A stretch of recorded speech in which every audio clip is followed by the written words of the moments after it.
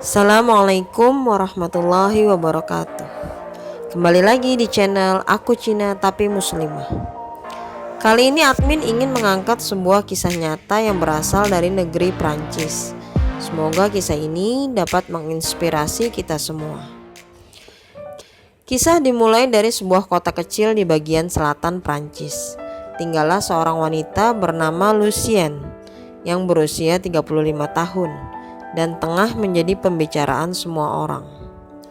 Ia dan suaminya Xavier adalah warga kulit putih, tetapi di antara kedua anaknya ternyata terdapat satu yang berkulit hitam. Hal ini menarik perhatian setiap orang di sekitar mereka untuk bertanya.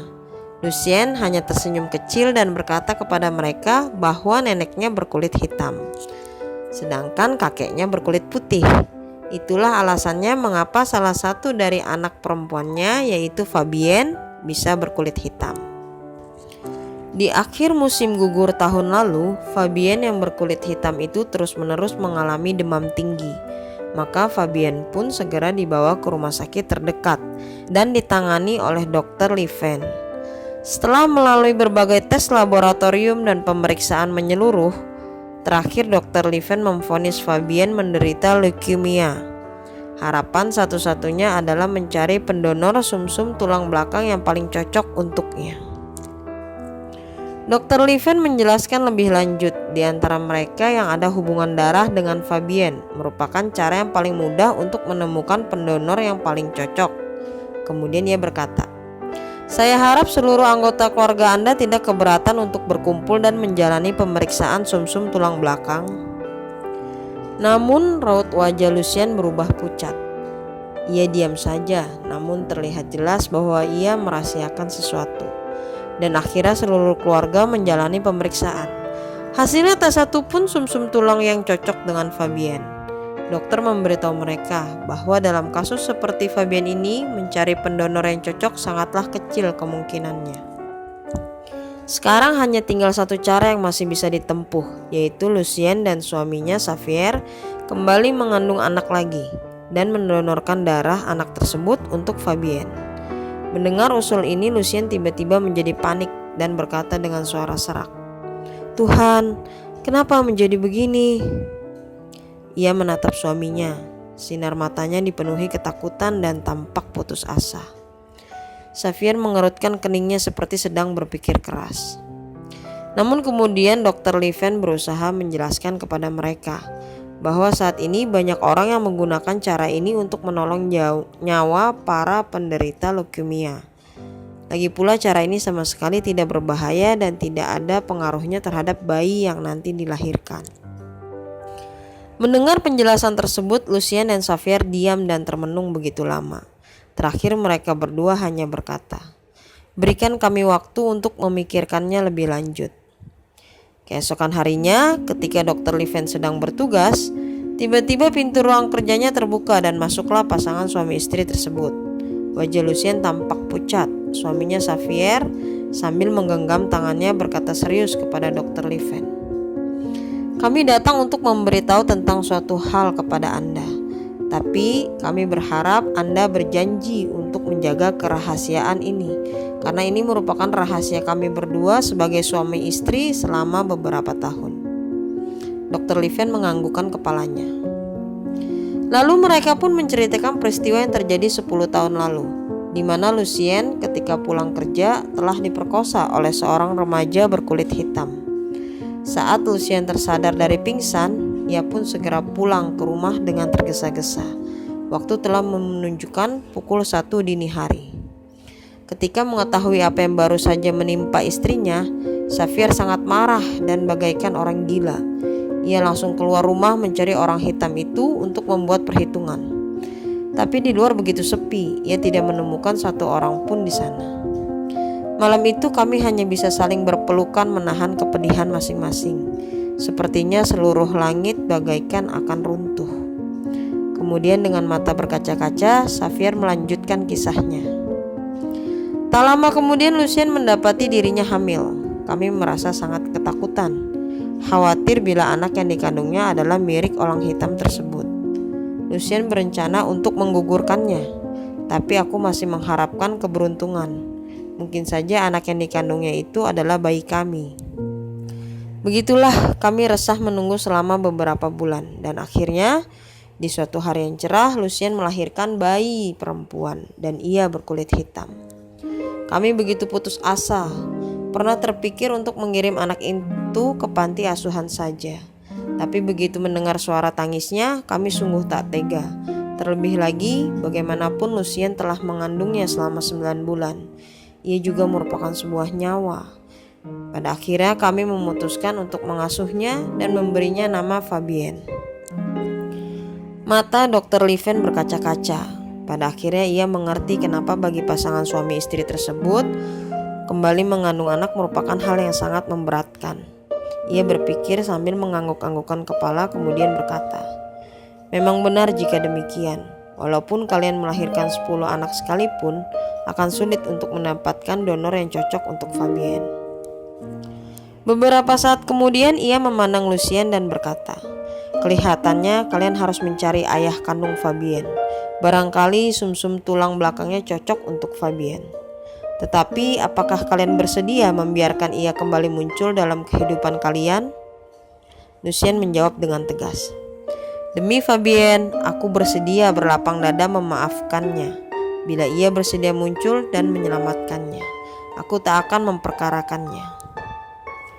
Dr. Lieven merasa kagum akan kedalaman cinta sang ibu kepada Fabienne. Lucien dan Xavier mempertimbangkannya baik-baik sebelum akhirnya memutuskan untuk membuat berita pencarian ini di koran lokal dengan menggunakan nama samaran. Dan pada suatu hari, di sebuah koran lokal termuat berita pencarian ini, seperti yang digambarkan sebelumnya. Berita ini memohon kepada si pelaku pemerkosaan waktu itu agar berani muncul demi untuk menolong sebuah nyawa seorang anak perempuan penderita leukemia yang notabene adalah darah dagingnya sendiri. Begitu berita ini tersebar, tanggapan masyarakat begitu menggemparkan. Kotak surat dan telepon Dr. Lieven bagaikan meledak saja. Kebanjiran surat masuk dan telepon pun berdering siang dan malam. Orang-orang terus-menerus bertanya, siapakah wanita ini? Mereka ingin bertemu dengannya, berharap dapat memberikan bantuan kepadanya. Tetapi Lucien menolak semua perhatian mereka. Ia tak ingin mengungkapkan identitas sebenarnya. Lebih tak ingin lagi jika identitas Fabienne sebagai anak hasil pemerkosaan terungkap. Seluruh media penuh dengan diskusi tentang bagaimana cerita ini akan berakhir. Koran-koran di Prancis berkomentar dengan berbagai topik. Orang hitam itu akan munculkah? Jika orang hitam ini berani muncul, akan bagaimanakah masyarakat kita sekarang menilainya? Akankah menggunakan hukum yang berlaku untuk menghakiminya? Haruskah ia menerima hukuman dan cacian untuk masa lalunya? Ataukah ia harus menerima pujian sebagai pahlawan karena keberaniannya hari ini? Semua berita itu muncul dengan begitu pesatnya. Dan saat berita itu muncul di Rochefort, mengacaukan perasaan seorang pengelola toko minuman keras berusia 30 tahun. Ia seorang kulit hitam bernama Pierre. 10 tahun lalu ia memiliki lembaran gelap yang merupakan mimpi terburuknya di malam berhujan lebat itu. Ia adalah sang pemeran utama dalam kisah ini. Tak seorang pun akan menyangka Pierre yang sangat kaya raya itu pernah bekerja sebagai pencuci piring panggilan. Ini merupakan kisah balik Pierre 10 tahun yang lalu. Dikarenakan orang tuanya telah meninggal sejak ia masih belia, Pierre tak pernah mengenyam dunia pendidikan dan terpaksa harus bekerja sejak masih remaja. Ia yang begitu pandai dan cekatan berharap dirinya sendiri bekerja dengan giat demi mendapatkan sedikit uang dan penghargaan dari orang lain. Tapi bosnya merupakan seorang rasialis yang selalu bersikap diskriminatif terhadapnya. Tak peduli segiat apapun Pierre bekerja, ia selalu memukul dan memakinya. Maklum saja, bosnya orang kulit putih dan Pierre orang kulit hitam. Suatu ketika di hari ulang tahunnya yang ke-20, Pierre berencana untuk pulang kerja lebih awal agar bisa merayakan hari ulang tahunnya.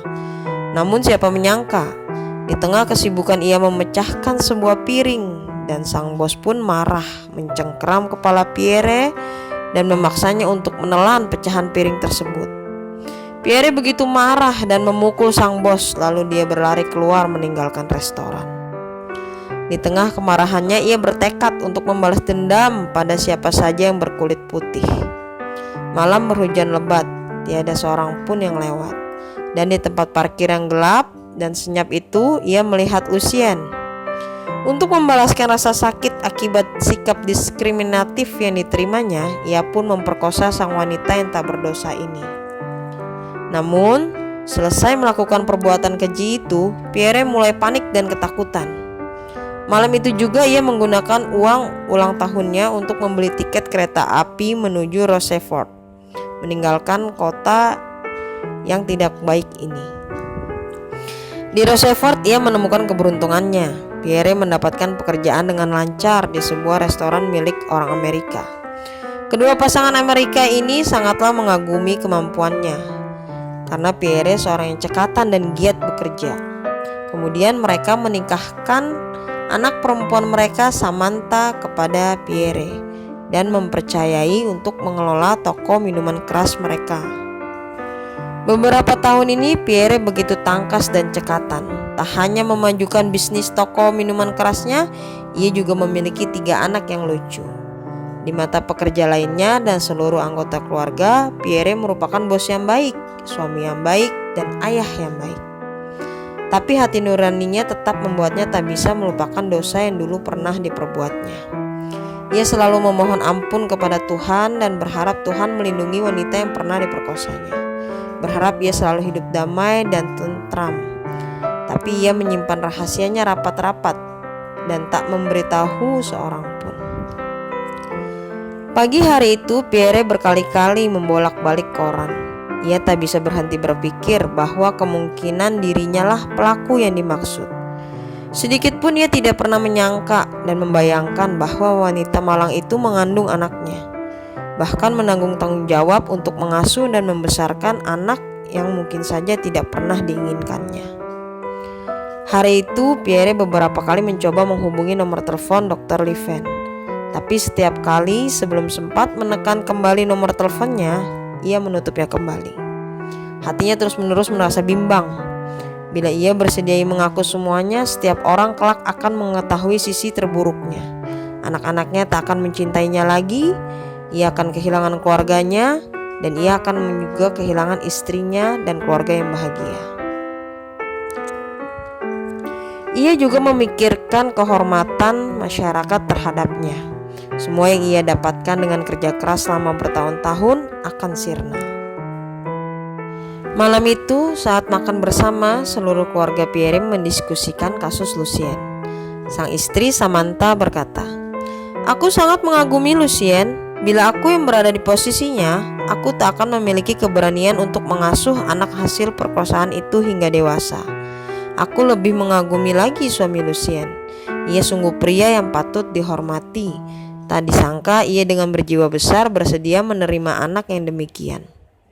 Pierre termenung mendengarkan pendapat istrinya dan tiba-tiba mengajukan pertanyaan. "Kalau begitu, bagaimana kau memandang pelaku pemerkosaan itu?" "Sedikit pun aku tak akan memaafkannya. Waktu itu ia sudah membuat kesalahan, dan kali ini pun ia juga hanya dapat meringkuk dan sembunyi menutupi dirinya. Ia benar-benar begitu rendah, begitu egois, begitu pengecut. Ia benar-benar seorang pengecut." Demikian istrinya menjawab dengan dipenuhi api kemarahan. Pierre hanya mendengarkan saja, tak berani mengatakan hal yang sebenarnya kepada istrinya. Malam itu, anaknya yang baru berusia 5 tahun begitu rewel tidak mau tidur. Untuk pertama kalinya, Pierre kehilangan kesabaran dan menamparnya. Sang anak sambil menangis berteriak, "Kau ayah yang jahat, aku tak peduli kamu lagi, aku tak ingin kau menjadi ayahku." Hati Pierre bagai terpukul keras mendengarnya. Ia pun memeluk erat sang anak dan berkata, "Maafkan ayah, ayah tak akan memukulmu lagi, ayah yang salah, maafkan ayah nak." Sampai di sini Pierre pun tiba-tiba menangis. Sang anak terkejut dibuatnya dan buru-buru berkata kepada ayahnya untuk menenangkan ayahnya, "Baiklah ayah, engkau kumaafkan. Guruku bilang anak yang baik adalah anak yang mau memperbaiki kesalahannya." Malam itu Pierre tak dapat tidur lelap. Ia merasa dirinya bagaikan terbakar dalam neraka. Ia selalu terbayang akan peristiwa di malam berhujan deras itu. Dan bayangan sang wanita masih terngiang di telinganya. Jerit tangis wanita itu. Tak henti-hentinya ia bertanya pada dirinya sendiri, aku ini sebenarnya orang baik atau orang jahat? Mendengar bunyi napas istrinya yang teratur, ia pun kehilangan seluruh keberaniannya untuk berdiri. Hari berikutnya ia hampir tak tahan lagi rasanya. Samantha yang mulai merasakan adanya ketidakberesan pada diri Pierre memberikan perhatian padanya dengan menanyakan apakah ada masalah, dan Pierre pun beralasan sedang tak enak badan untuk menyembunyikan kerisauan hatinya. Pagi hari di jam kerja, para karyawan menyapanya ramah. Selamat pagi Pak Manajer. Mendengar itu, wajahnya tiba-tiba menjadi pucat pasi. Dalam hati dipenuhi perasaan tak menentu dan rasa malu. Ia merasa dirinya hampir menjadi gila. Setelah berhari-hari berada dalam kebimbangan, akhirnya Pierre tak dapat lagi untuk terus berdiam saja. Ia pun menelpon Dr. Liven. Ia berusaha sekuat tenaga menjaga agar suaranya terdengar tenang. Aku ingin mengetahui keadaan anak malang itu. Dr. Liven menjawab bahwa keadaan sang anak sangat parah dan kritis. Kemungkinan Dr. Liven menambahkan kalimat terakhirnya dan berkata, entah apakah ia masih bisa bertahan dan menunggu hari kemunculan ayah kandungnya. Kalimat terakhir ini menyentuh hati Pierre yang paling dalam. Suatu perasaan hangat sebagai seorang ayah menyelimuti jiwanya. Bagaimanapun anak itu juga merupakan darah dagingnya sendiri. Ia pun membulatkan tekad untuk menolong Fabienne. Dulu ia pernah melakukan sebuah kesalahan dalam hidupnya. Ia bertekad untuk tidak membuat kesalahan lagi. Malam itu juga ia memantapkan keberaniannya untuk memberitahu sang istri tentang segala rahasianya. Di hadapan istrinya, Pierre berkata, sangatlah mungkin bahwa aku adalah ayah Fabienne. Aku harus menyelamatkannya. Samantha sangat terkejut, marah dan terluka mendengar semuanya. Ia berteriak dengan marah, kau benar-benar seorang pembohong. Malam itu juga Samantha membawa ketiga anak mereka dan lari pulang ke rumah ayah ibunya. Ketika ia memberitahu mereka tentang kisah Pierre, kemarahan kedua orang tuanya malah mereda. Mereka adalah orang tua yang penuh pengalaman hidup. Mereka pun menasihati Samantha. Memang benar kita patut marah terhadap segala tingkah laku Pierre di masa lalu. Tapi pernahkah kamu memikirkan ketika ia memberanikan dirinya untuk muncul? Hal yang demikian itu membutuhkan nyali dan keberanian yang luar biasa besar. Hal ini membuktikan bahwa hati nuraninya belum sepenuhnya terkubur. Apakah kau mengharapkan seorang suami yang pernah melakukan kesalahan, tapi kini dia bersedia memperbaiki dirinya? Ataukah seorang suami yang selamanya menyimpan kebusukan ini di dalamnya? Mendengar hal ini, Samantha termenung beberapa saat. Dan keesokan harinya, pagi-pagi sekali ia langsung pergi untuk kembali ke sisi Pierre, menatap mata sang suami yang dipenuhi penderitaan. Samantha memantapkan hatinya dan berkata, Pierre, pergilah menemui Dr. Liven dan aku akan menemanimu. Akhirnya Pierre dan ditemani Samantha menghubungi Dr. Liven. Beberapa hari kemudian pasangan tersebut tiba di rumah sakit Mount Elizabeth untuk melakukan pemeriksaan DNA Pierre. Hasil pemeriksaan menunjukkan bahwa Pierre adalah benar-benar ayah kandung Fabienne. Ketika Lucien mengetahui bahwa orang hitam pemerkosanya itu pada akhirnya berani memunculkan dirinya, ia pun tak dapat menahan air matanya. 10 tahun ini ia terus memendam dendam kesumat terhadap Pierre. Namun saat ini ia hanya dipenuhi perasaan terharu. Segalanya berlangsung dalam keheningan. Demi untuk melindungi pasangan Pierre dan pasangan Lucien, pihak rumah sakit sengaja tidak mengungkapkan dengan jelas identitas mereka semua kepada media dan juga tidak bersedia mengungkapkan keadaan yang terjadi sebenarnya. Mereka hanya memberitahu media bahwa ayah kandung Fabienne telah ditemukan. Berita ini mengejutkan seluruh pemerhati berita. Mereka terus-menerus menelpon dan menulis surat kepada Dr. Liven, memohon untuk dapat menyampaikan kemarahan mereka pada orang hitam ini, sekaligus penghormatan kepadanya. Mereka berpendapat, barangkali ia pernah melakukan tindak pidana, namun saat ini ia adalah seorang pahlawan. Cerita berlanjut kepada pasangan Lucien dan suaminya Xavier yang memohon untuk bertemu muka langsung dengan Pierre. Awalnya Pierre tak berani untuk menemui mereka, namun pada permohonan ketiga, Pierre pun menyetujui hal ini. Dan pada akhirnya, di hari itu di dalam ruang tertutup dan dirahasiakan di rumah sakit, Lucien bertemu langsung dengan Pierre. Pierre melangkahkan kaki menuju ruangan yang telah dipersiapkan oleh pihak rumah sakit untuk memfasilitasi pertemuan itu. Saat ia melihat Lucien, langkah kakinya sangatlah terasa berat. Raut wajahnya memucat. Namun Lucien dan suaminya melangkah maju dan mereka bersama-sama saling menjabat tangan masing-masing. Sesaat ketiga orang tersebut diam tanpa suara, menahan kepedihan sebelum akhirnya air mata mereka berlinangan tanpa bisa dibendung lagi. Beberapa saat kemudian dengan suara serak Pierre berkata, "Maafkan aku mohon. Maafkanlah aku. Penyesalan ini telah terpendam dalam hatiku selama 10 tahun. Hari ini akhirnya aku mendapat kesempatan untuk mengatakannya langsung kepadamu." Lucien menjawab, "Terima kasih kau bersedia hadir.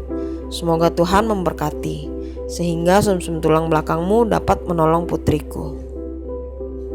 Hari berikutnya dokter melakukan pemeriksaan sumsum tulang belakang Pierre. Dan walhasil, sumsum tulang belakangnya sangat sesuai dengan Fabienne. Sang dokter berteriak dengan sangat antusias, "Ini sebuah keajaiban." Setelah menunggu sekian lama, akhirnya harapan masyarakat terkabul.